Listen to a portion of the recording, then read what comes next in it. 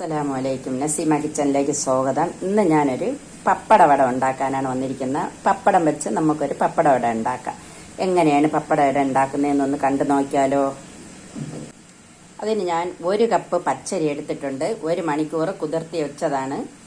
കഴുകി കുതിർത്തി എടുത്ത് വെച്ചേക്കുന്നതാണ്. ഒരു 6-7 ഉണക്കമുളക് എടുത്തിട്ടുണ്ട്. അതായത് വറ്റൽ മുളക്.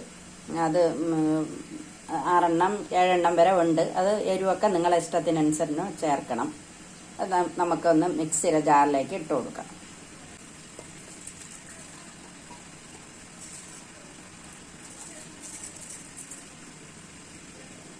അരിയിലേക്ക് വറ്റൽ മുളക് കൂടെ ചേർത്ത് കൊടുക്കാം. നമുക്ക് കുറച്ച് വെള്ളവും കൂടെ ചേർത്ത് കൊടുക്കാം.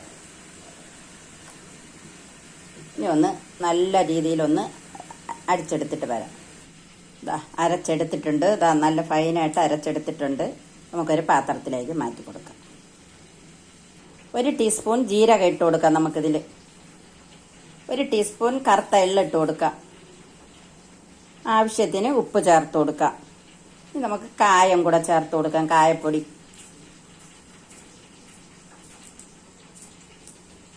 നമുക്ക് നല്ല രീതിയിലൊന്ന് മിക്സാക്കി കൊടുക്കാം.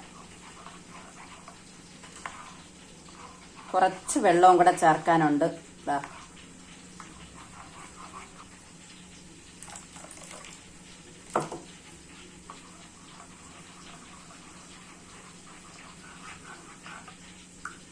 ഇത്ര കട്ടി മതി.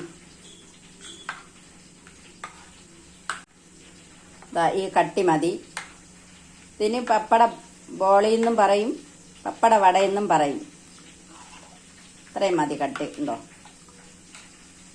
ഇനി നമുക്കിത് മാറ്റി വെച്ചേക്കാം. ഞാൻ പപ്പട വട ഉണ്ടാക്കാൻ കുറച്ച് പപ്പടം എടുത്തിട്ടുണ്ട്.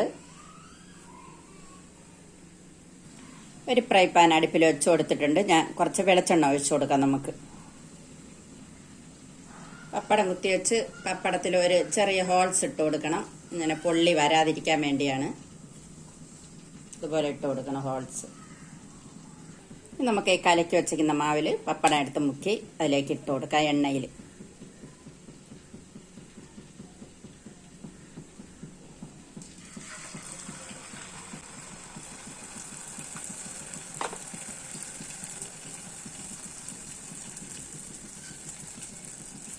ഹാഫ് തീയിൽ വെച്ചാൽ മതി.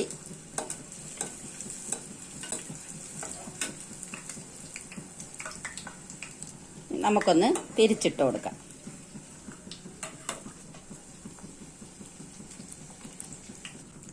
പപ്പട വടയൊക്കെ റെഡി ആയിട്ടുണ്ട്. ഇനി നമുക്കത് കോരിയെടുക്കാം.